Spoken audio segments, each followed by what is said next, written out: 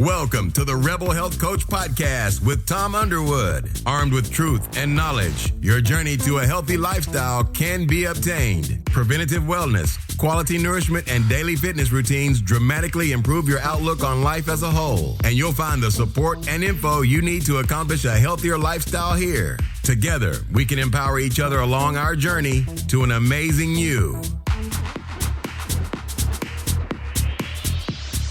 Well, I'm so excited about this episode with Dr. Russ Jaffe. You know, it's interesting. When in my younger days, when I was working security and other things, I got to hang out with many people like Living Color and got to meet Kenny Arnoff, got to meet John Cougar and all these other people. And today, now that I'm older and doing this in the health and wellness realm, I have new people that I really look up to and admire. And Dr. Jaffe is one of those. And the reason is because I fully believe that disease in our body not only begins in our gut, but also we have to keep our body alkaline and not acidic.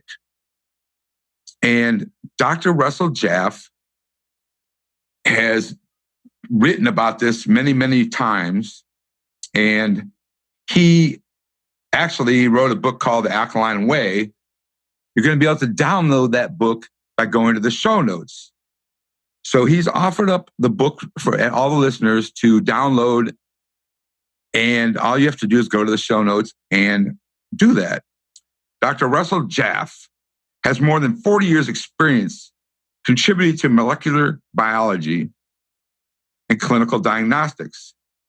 He received his BS, MD, and Ph.D. from the Boston University School of Medicine, completed residency training in clinical chemistry at the National Institute of Health, and remained on the permanent senior staff before pursuing other interests, including starting the Health Studies Collegium think tank. Dr. Jaffe is board certified in clinical pathology and in chemical pathology. He is a recipient of the Merrick Sharp Dome Excellence in Research Award, the J.D. Lane Award, and the U.S. PHS Meritorious Service Award. Dr. Jaffe was honored as an International Scientist of 2003 by the IBC Oxford, England, UK, for his lifetime contributions to clinical medicine, biochemistry, immunology, methodology, and integrative health policy. He's widely published and sought to explain complex subjects to any audience. On this episode of the Rebel Health Coach podcast, I have Dr. Russ Jaffe with me. I preach keeping your body alkaline all the time. So I figured I'd come right to the source, Doc. And you are the source. You are the man in this. Welcome to the Rebel Health Coach podcast. No, I stand on very good shoulders, but thank you for the comment. My mom appreciates that. Your mom appreciates that? Good. Mm. You know, I'm excited about this interview today because the struggle to keep our bodies alkaline is real in an acidic world that we live in. It absolutely is. And it's not only acidic, which means mineral deficient, but it means oxidatively burdened, which means protectively depleted. The antioxidants are the things that we have to take in. We can't make them. It's complicated. I'm a biochemist. If you want to spend a few weeks, I'll be happy to enthrall you in all the intermediary metabolism. But the bottom line is really very simple. If you're in elective protective mode, you are electively protected and alkaline. Okay. But hundreds of millions of Americans are in survival mode. Acidic, mineral depleted, antioxidant deficient. They just don't know why their get up and go got up and went, and they don't know how to find it. And I used to weigh a whole lot more than I do now, and I'm not sure that you can tell, but I'm pretty close to my lean weight. I have restored my insulin sensitivity. I now take in a diet that I can digest, that I can assimilate, which means, make good use of, and then eliminate quickly, because you want to have a healthy transit time of 12 to 18 hours. And for a couple of bucks, you can find out whether your transit time is healthy or not. Okay, good. We'll dig into that. The majority of the food we eat nowadays is more acidic. And acidic forming means that the body will be higher and have a higher level of acidity in our bodies. Well, yes and no. Okay. Let me it's a small, but I think it's a significant minor point. If you're eating organic or biodynamic whole foods, that's one thing. But heaven forfend that you should be actually taking in processed or packaged goods or crisp foods or what they call fast foods, which my mentor, Bob Mendelsohn, used to say, fast foods means fast to the mortuary. I like that. I like that a lot. He was a wonderful guy, a pediatrician. He published Confessions of a Medical Heretic. He published How to Have a Healthy Child Despite Your Pediatrician. He was a dear friend who died too young. Oh, that's too bad. Sorry to hear that. Well, before we dig into this topic, you have quite a resume of accomplishments. How did you get into this niche of the alkaline way and our alkaline? Oh, I came to debunk it. I'm really glad you asked me that question. Yes, in terms of, quote, credentials, I'm not, I can tell you what I'm not. I'm not a lawyer and I'm not an accountant. But other than that, I'm almost everything else, including a cantor, which means I know how to chant the Jewish prayers. I came as a skeptic.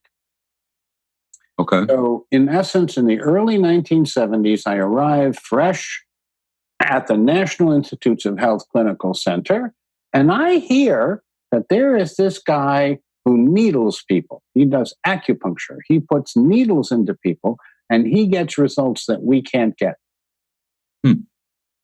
His name was Queen Nguyen Wu. Okay.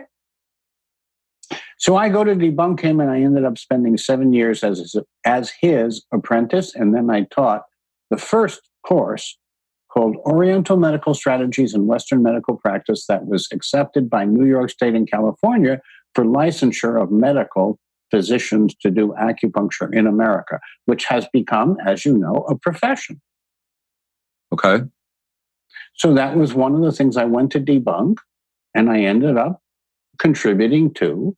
And I've done that several times. I went to debunk Ramamurti Mishra, the guy who published the textbook of yoga psychology and a commentary on Patanjali's sutras. And he was an MD, Ph.D. and cross-trained in Benares.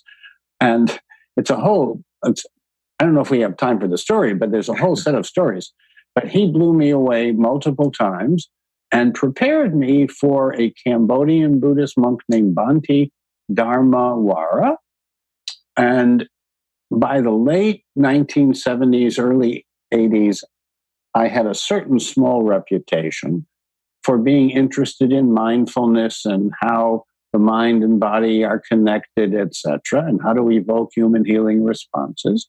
When I met Bhante, because of his color healing system, so he had decoded a color healing system, which I do advocate for.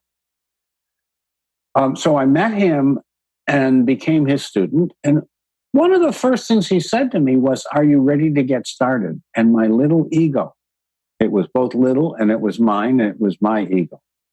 It reared up inside me, and it wanted him to know what a big deal I was. And my mother, would have told him what a big deal I am, and this and that and the other thing. And then I calmed down, and he was his usual unflackable self.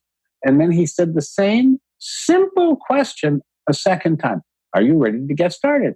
And the same, quote, egoic response, emotional response, afflictive response, wells up, but not as strong. And by the third time he said the same question, I realized he's right. If I'm serious about this, I got to get started under him.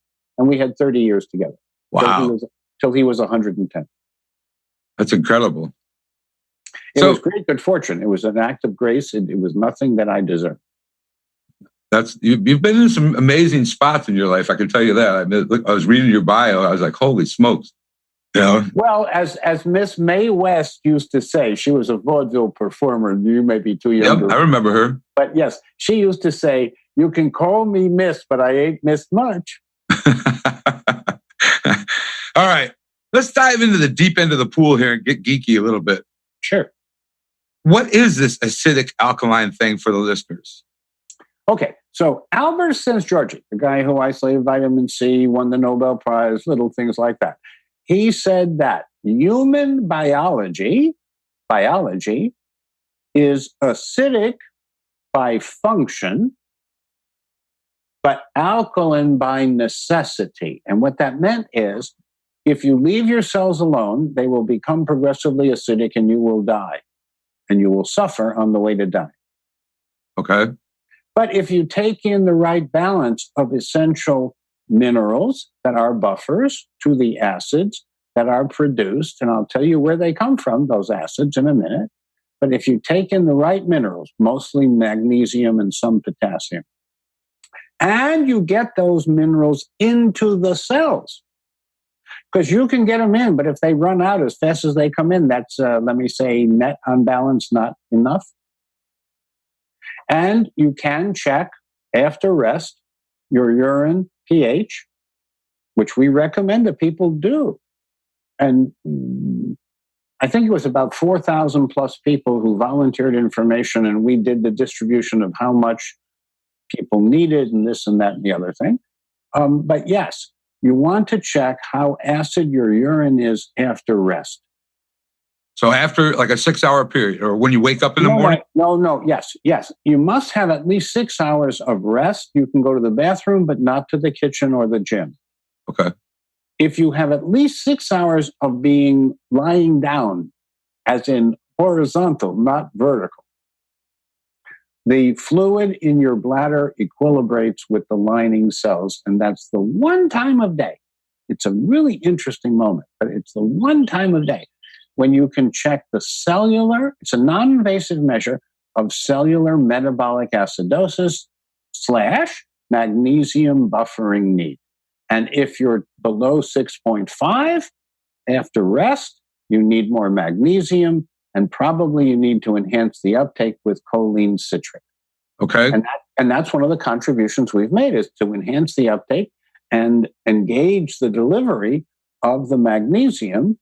That, by the way, availability of magnesium in the industrial diet, American diet, has dropped by half in the last 50 years, and need has doubled.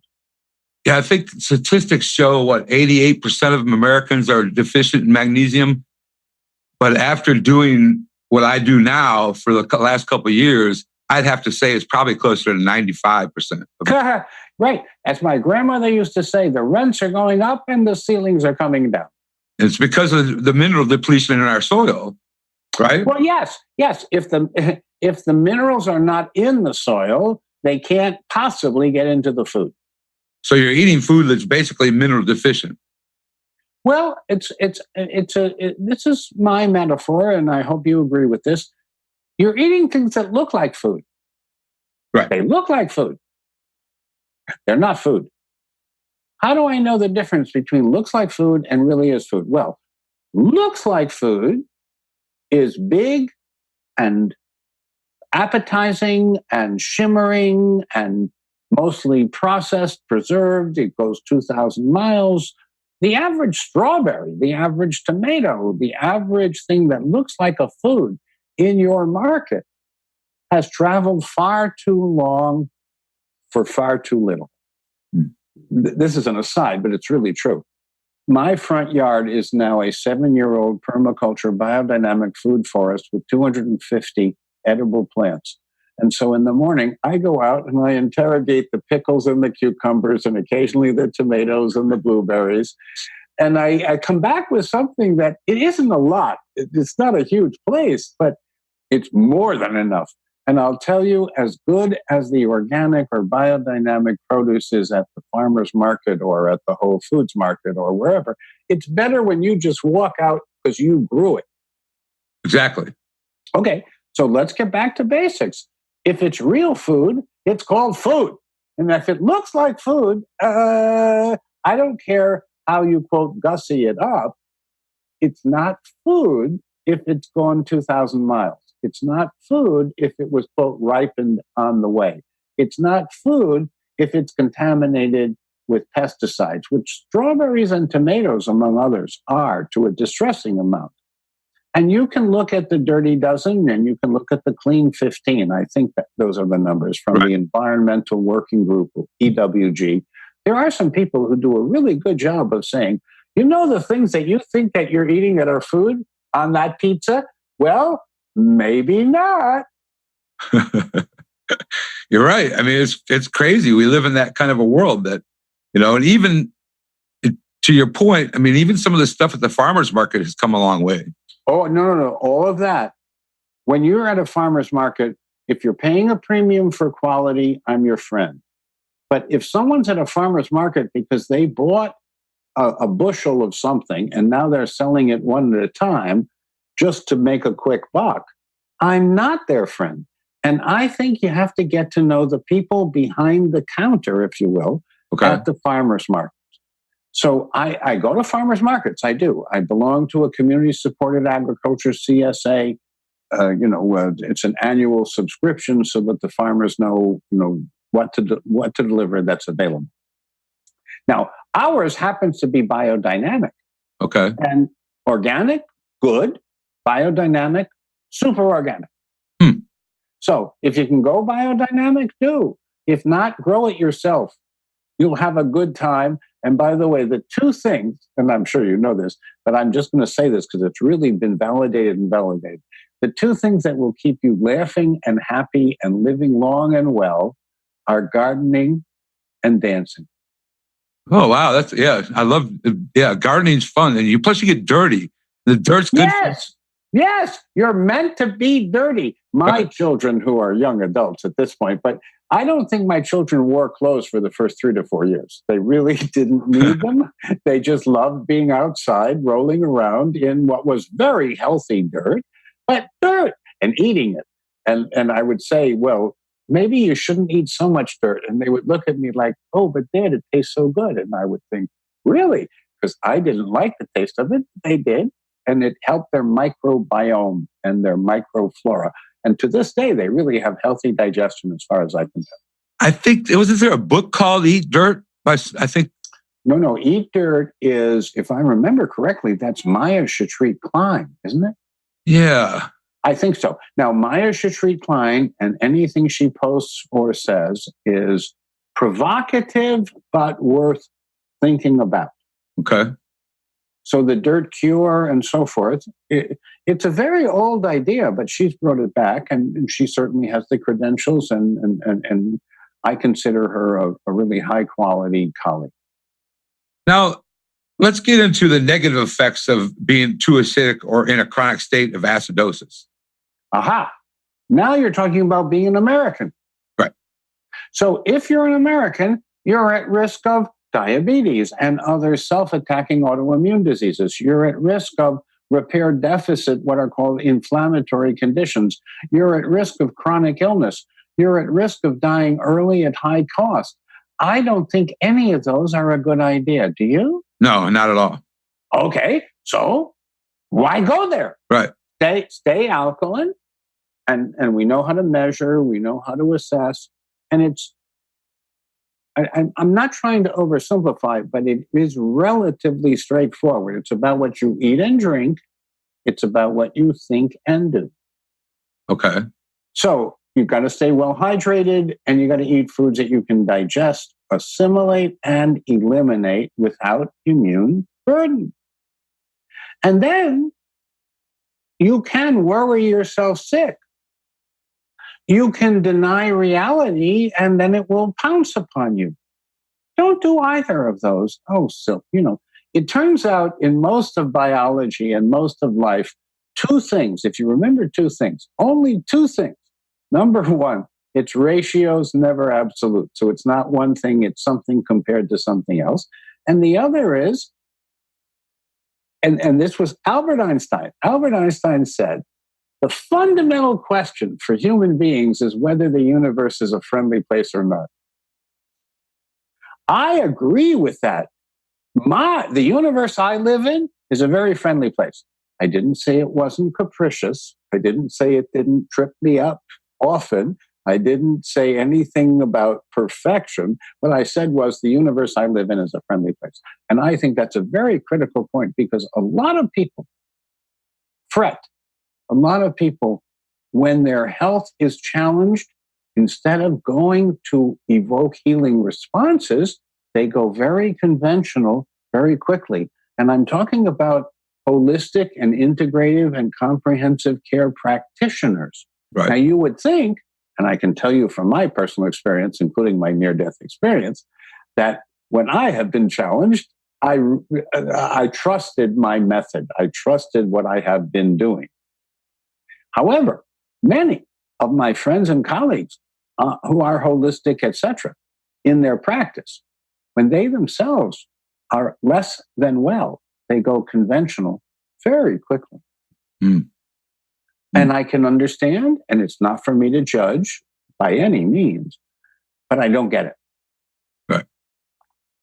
So self-care is important just as well as real food. Self-care starts with what's your urine pH after rest? What's your transit time? When I eat beets or roast beets at dinner, I expect to see red in the commode in the morning. Okay, let's talk about transit. But I will tell you, after all these years, the first time I see the red in the commode in the morning, my thought is not, oh, I had beets last night. My thought is, oh, hemorrhoids. Okay.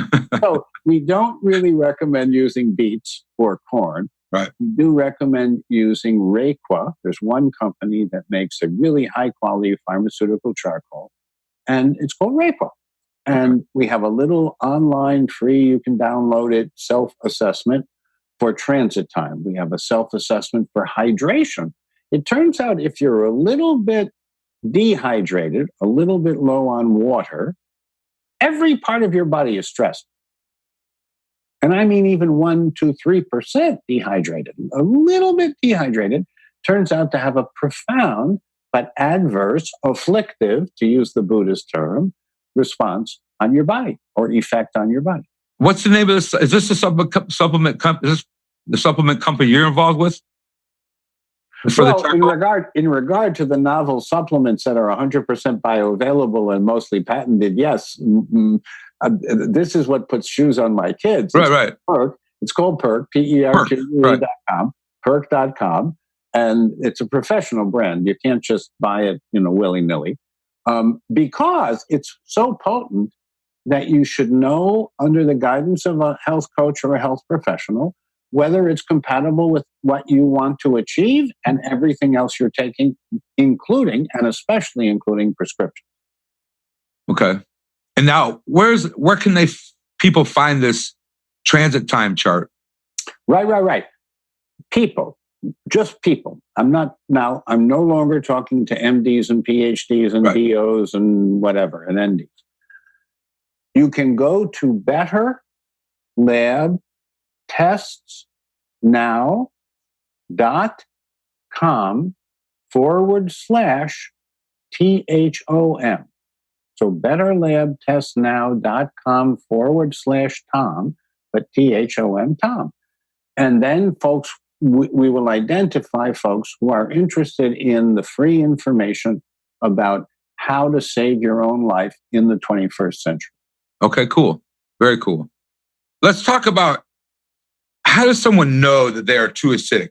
So, well, what you do, if you want to know if you're too acidic, you rest for 6 or more hours. And now the next urine that comes out, right? It doesn't matter how many times you peed at night. You can go to the bathroom. You just can't go to the gym or the kitchen. But the next urine after 6 hours has equilibrated, and therefore you're measuring the cellular, not just the fluid pH. And if it's below 6.5, okay, 7 is neutral. You want to be between 6.5 and 7.5. That's the healthy zone, the healthy range. Okay.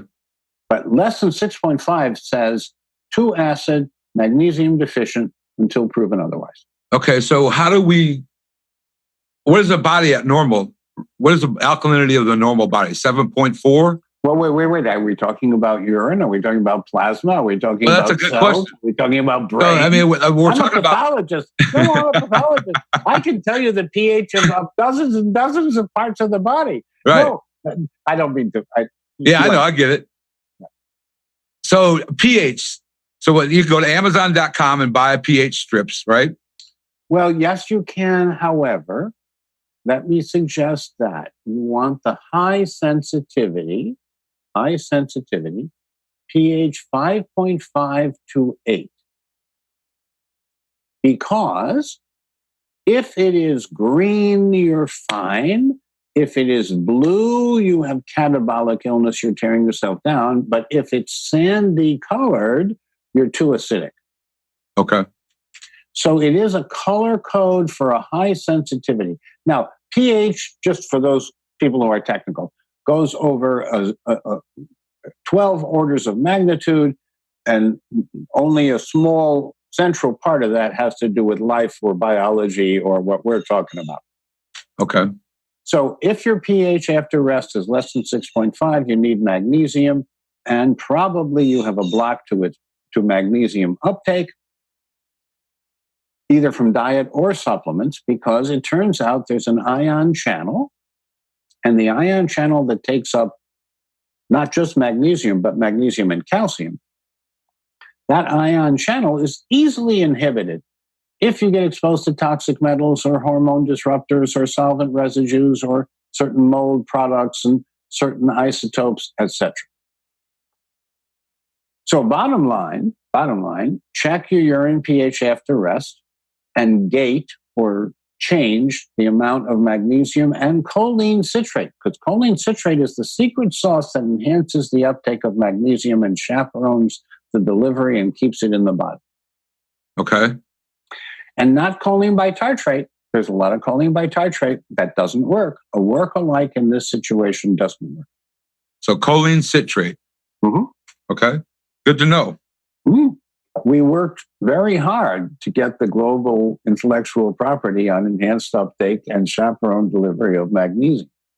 Are these available through PERQUE.com? Oh, absolutely. It's called PERQUE. It's called PERQUE Mag Plus Guard and PERQUE Choline Citrate. It's a combo. So you take 2 capsules of PERQUE Mag Plus Guard and a teaspoon of choline citrate. And I'm glad to tell you that an independent group called Consumer Lab or consumerlab.org. Right. Familiar with them. They're a great group. They looked objectively, and I like the way they do it, but they look objectively at all the cholines in the country, and we won on all accounts. Best value, best purity, best efficacy, best evidence, best value. That's good. Good. Congratulations. Thank you. That's why I'm telling you. My mother was whispering in my ear to tell you this. Your mother was? Oh, that's good. She was a musician. My dad was a basketball player, but my mom was a musician. So she actually had me on stage when I was a youngster. Wow. What did she play? Anything with a single reed. My mother mostly played alto, saxophone. Okay. But anything with a single reed. And the point where she and her bandmates, it was 5 gals, it was a novelty act of women, they actually opened for Louis Armstrong. Oh, that's fabulous. Oh, yeah. And then my mother said that she traded her Selmer saxophone for me and may have not gotten the better end of the trade. She was a classic Jewish mother. She wanted the best. She absolutely wanted the best, but she wasn't easy. And now for a little general housekeeping. If you are enjoying this episode, I'd greatly appreciate it if you would go to whatever app you are listening to this on and rate and review the show and share it with your friends. Thank you very much. Now, if you've been listening to my episodes for the last couple years, you'll know that I key on gut health quite frequently in my episodes because honestly, gut health is king. And pretty much all disease begins in the gut, as Hippocrates said back in 420 BC.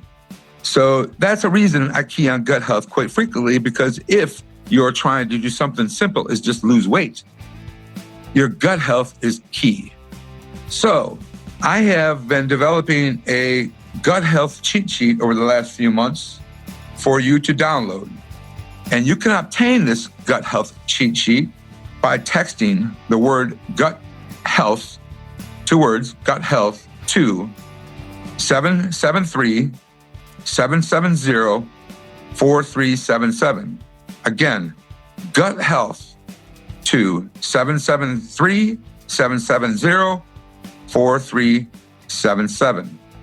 Thank you, and I hope you continue to enjoy this episode and make it a great day.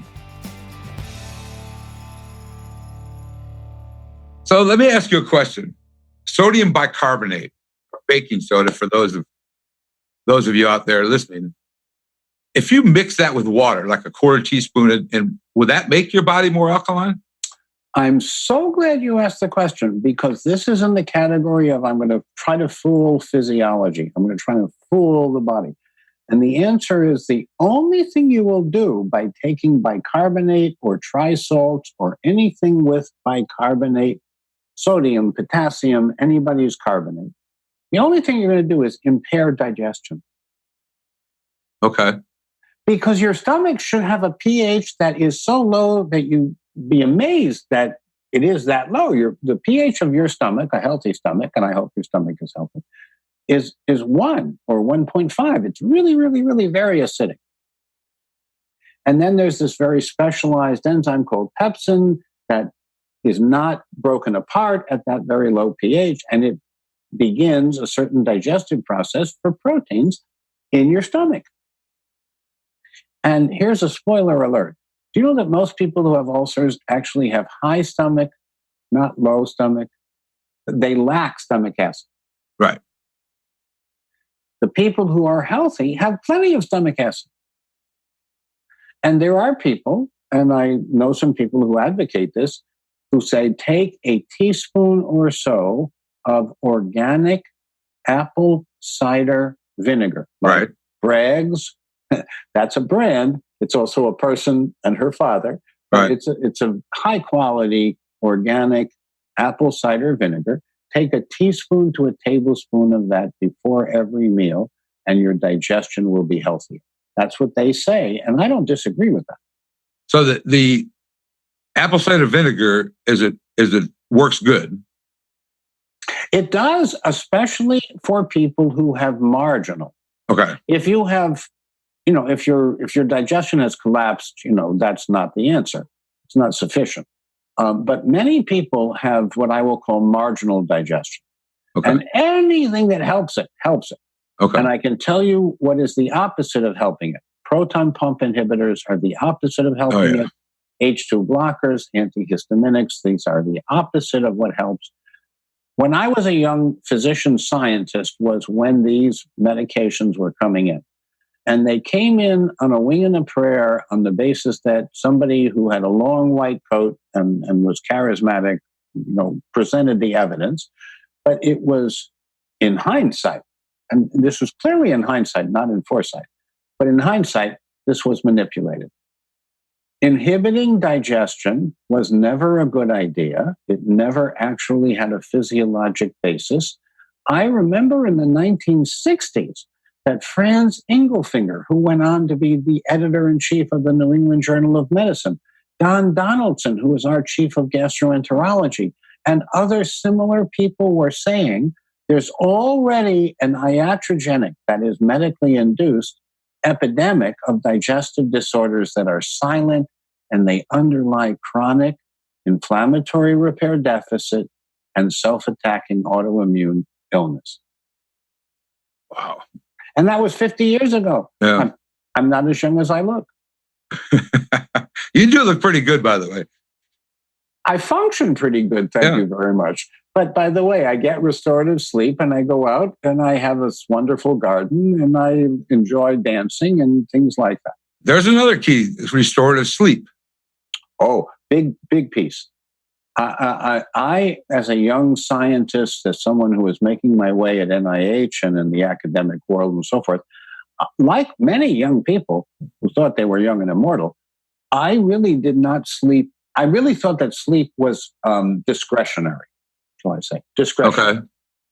And just to make this more personal and intimate, when Rebecca and I got together, Rebecca needs 10 to 11 hours of sleep, and then she's an absolutely wonderful human being. And if I get more than 4 or 5 hours of sleep, I'm groggy. Pillow talk. If you want to have a relationship, between two people, pillow talk is kind of important. Yeah, it's important. When we drop the kind of, it's important. Right. Choreographing that was not easy. And then when we had children, we had a family bed. It was a big futon, but it was a family bed. And the kids nursed until they were ready to wean. That's interesting. You lived a good life, my friend. I appreciate what you just said. I do appreciate that. And yes, I have made the choices of choosing life rather than choosing convention. I could have been more famous. I could have been richer. I had actually some dear friends who recently said, you worked very hard to not be more famous.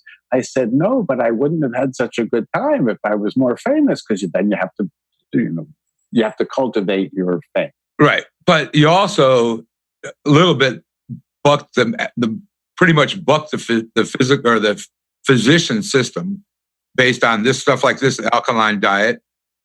No, let me say it in a slightly different way. I went to debunk this stuff. Okay. I didn't think it was true. I didn't learn it in Boston. I didn't learn it in Bethesda. I really thought it couldn't possibly be true. So I went to debunk it. And you did. I tried. But what I ended up finding was my lack of awareness, my lack of wisdom, my lack of knowledge. And then I apprenticed myself to people who knew more than I did. Well, that's how you learn, too. Yes. And I don't care what your age is. If your mind is open like a parachute, you can still learn. Well, a lot of physicians won't, when you go to the primary care physician, they won't talk about the alkaline stuff. They never talk about it. Well, this is a very important point.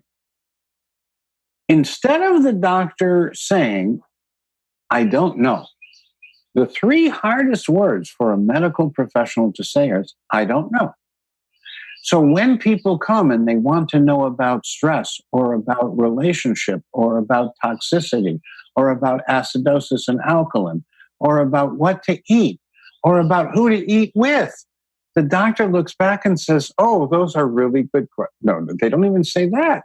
They just look down at their shoes and they write a prescription because they don't know. Honestly, because I didn't. Right. Look, I had 8,000 hours plus 4,000 hours. Not many people get 12,000 hours of training. But honestly, coming out of all of that, I knew from nothing about what we're talking about lifestyle and relationship, about environment and attitude, about mindfulness practices, about evoking healing responses. I knew how to treat disease. I was actually pretty good at treating disease. But I realized that treating disease is actually rather limited if what you want is a civil society that can afford to be healthy. Wow, that's good. That's brilliant right there. How do we know which foods are alkaline and which are acidic? I mean, we kind of went down that road a little bit, because if it's processed, it's going to be acidic. Well, yes, yeah. No. If it's whole, you have a chance. If it's been mucked with, just pass. But how do you know the foods that are acid or alkaline? Now, when my group started, we had what was called acid ash residue, which had been around for decades, and it turns out it's misleading, but it's what's in most textbooks even to this day. So what we did, and I'm glad to tell you we did this, and I'll tell you exactly what we did and how we did and how we validated.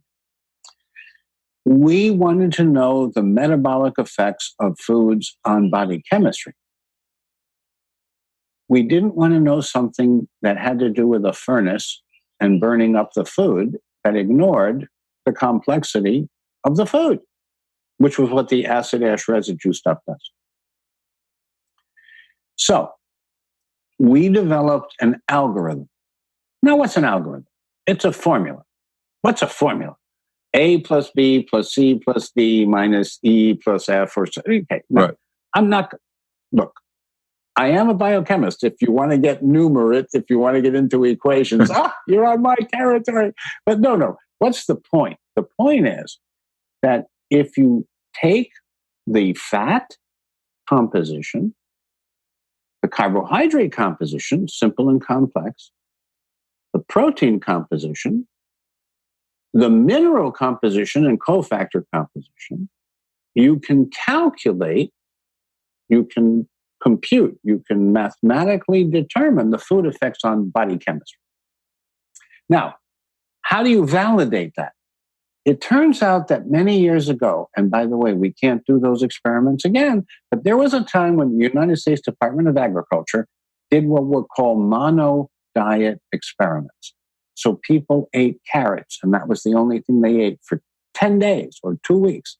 And then they ate cucumbers, and that was the only thing they ate for 10 or 12 days. And by the end of that time, you could determine the food effects on body chemistry. And of course, these were conscientious objectors that didn't want to go to Vietnam. I'm pretty sure that that's when this was done.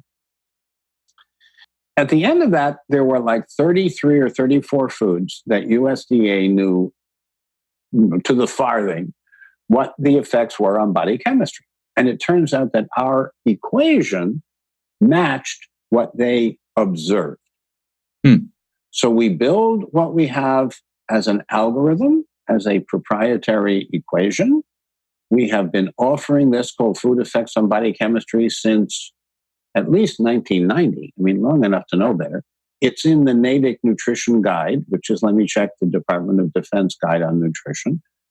It is the gold standard for food effects on body chemistry because it is. That was complimenting myself, and I apologize. So, let's talk. I want to talk a couple things before we close out. Gut health, we touched on, but why is our gut health, and why is it so important to the alkaline way? Yes. When your gut is working properly, you will stay alkaline. When you stay alkaline, you become resilient, tolerant, and nice to be with. And when not, you become acidic, and you're basically sliding down the slippery slope into chronic ill health and irritability. So, headline, you need prebiotics, probiotics, and symbiotics. You need fiber. That's the prebiotics. Okay. Dennis Burkitt taught me 40 to 100 grams of prebiotic fiber prevents digestive disorders.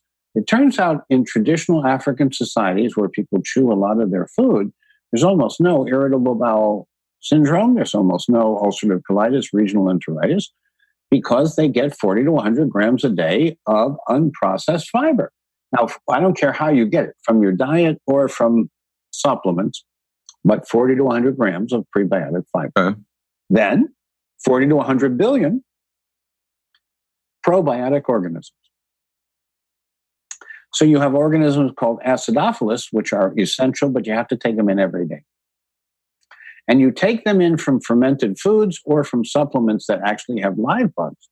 Because in my experience, live bugs work better than dead bugs. But do you know that most probiotic supplements are dead?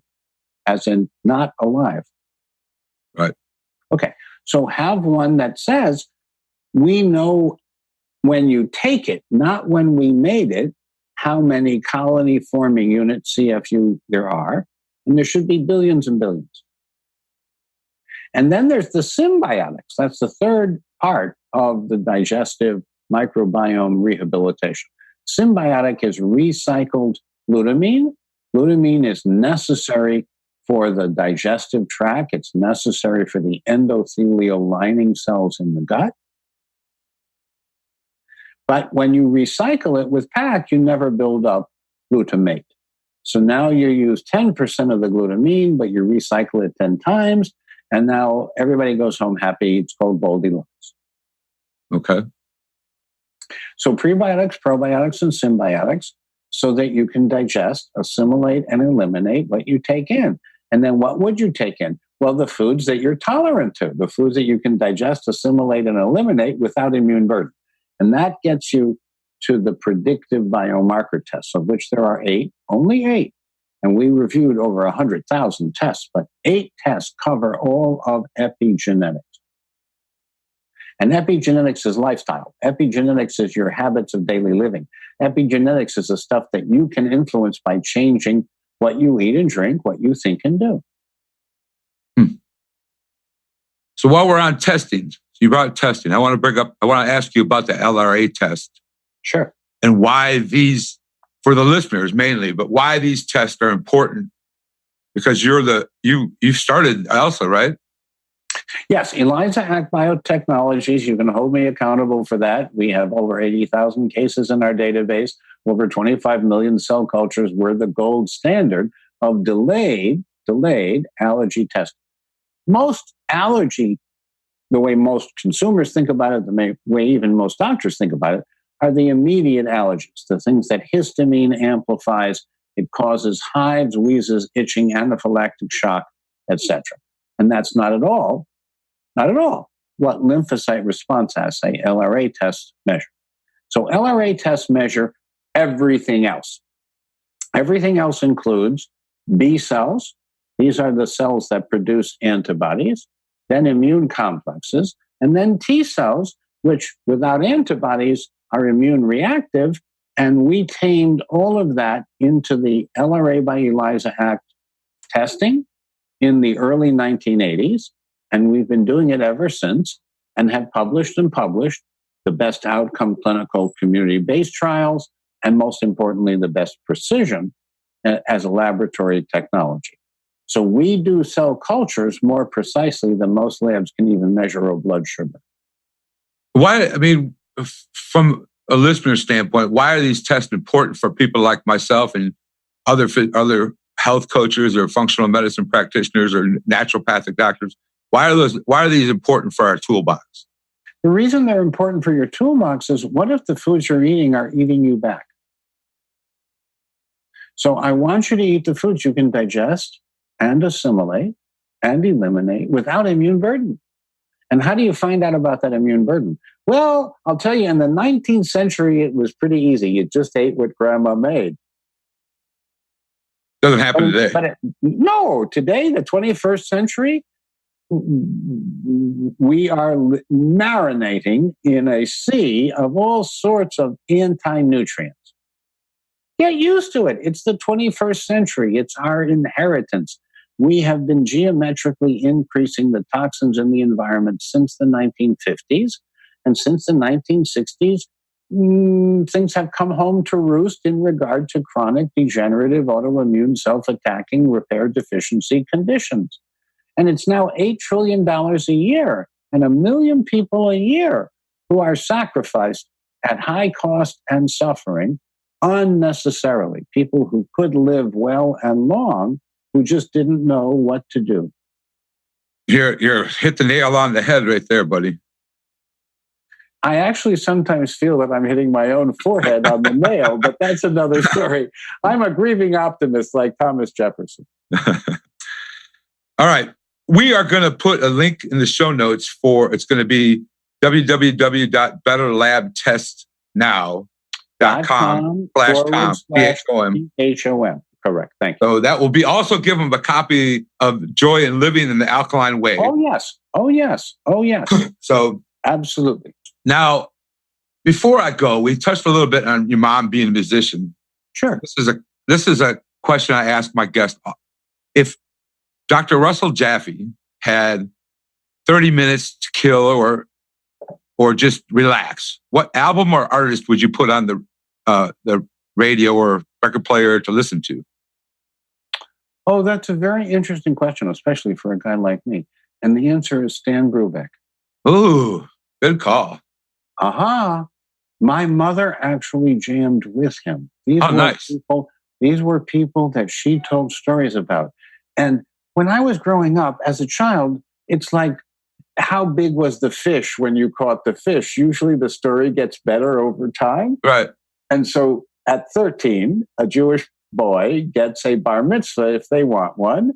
And when you hire a band to entertain at the lunch or something after the ceremony, when the band took a break, my mother and her friends came forward and picked up the instruments and played.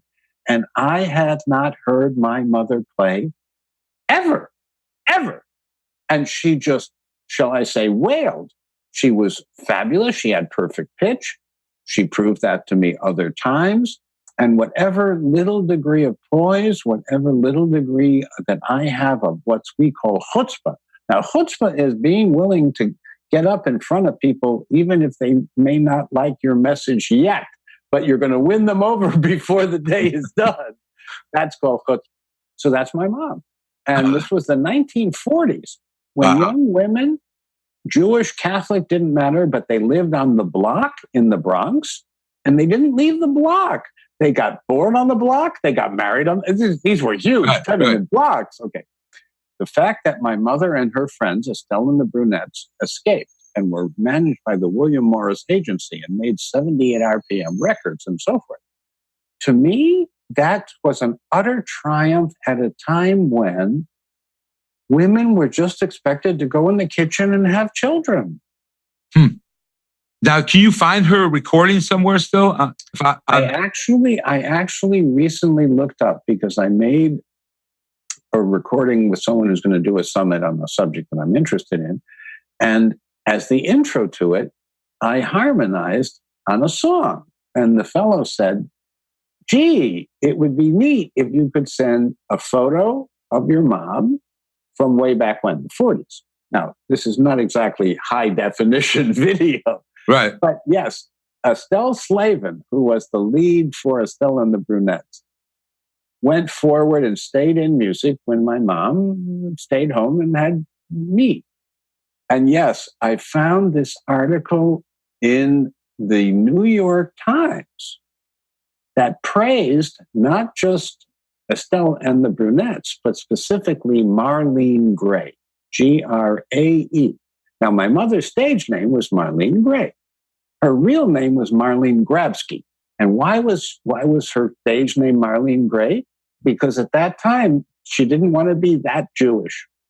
I kid you not. I asked Mom, I said, Mom, why didn't you spell your Grabsky name? She said, well, the agent, whoever it was from William Morris Agency, said, too Jewish. And I said, who was the person who said that? She said, a Jewish manager. And I said, oh, save us from our friends. So did you grow up in New York? Upstate New York. Upstate. Okay. Yeah. So my mom grew up in the Bronx. My dad grew up in the Schenectady, New York area, Troy and Schenectady. Yep. And we lived in Albany. So there's what we call the Capital District. And that's where I mostly grew up. Okay. All right. That's cool. Thank you for joining me today. I appreciate this. No. Thanks for asking such good questions, because if people know the truth, that can make them free. It's an old chestnut, but it's true. If they're doing things that they think are true when they're not, they're fooling themselves, or the person that told them the information didn't know enough to not fool them.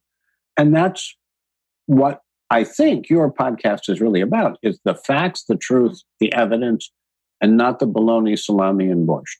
Well, that's why I brought up the sodium bicarbonate, because there's a lot. If you Google baking soda and water, I'm with you. Come up with a lot of different. I'm with you. And I was very clear that that's a way of trying to fool physiology, fool yourself, and that makes you a fool. So don't do that. Don't impair your digestion. Let your stomach be acidic the way it should be. And it gets more interesting and complicated because the body has something called carbonic anhydrase. This is a regulatory system for bicarbonate and carbon dioxide. It's exquisitely regulated while you're alive. Okay. So there are many, many, many illusions, delusions, whatever you want to call it. And I remember when trisalts, this wasn't just sodium bicarbonate, this was potassium. It was potassium, calcium, magnesium bicarbonate. And doctors said to me, well, that's better than sodium bicarbonate. And I said, well, is half the dose of cyanide better than a full dose of cyanide? And they didn't like to hear that. I love that. And I don't mean to be too dramatic, and I'm certainly not being disrespectful. All right. Thank you very much.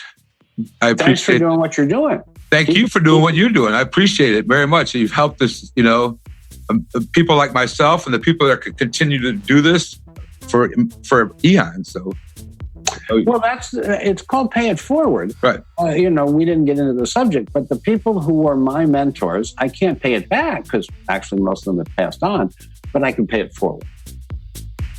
Thank you for joining in today with the Rebel Health Coach, Tom Underwood. And be sure to subscribe to the show so you can catch all the episodes. With desire and commitment, you can implement a lifestyle of wellness and fitness. For the support, encouragement, and tools you need to be successful, visit tomunderwood.net.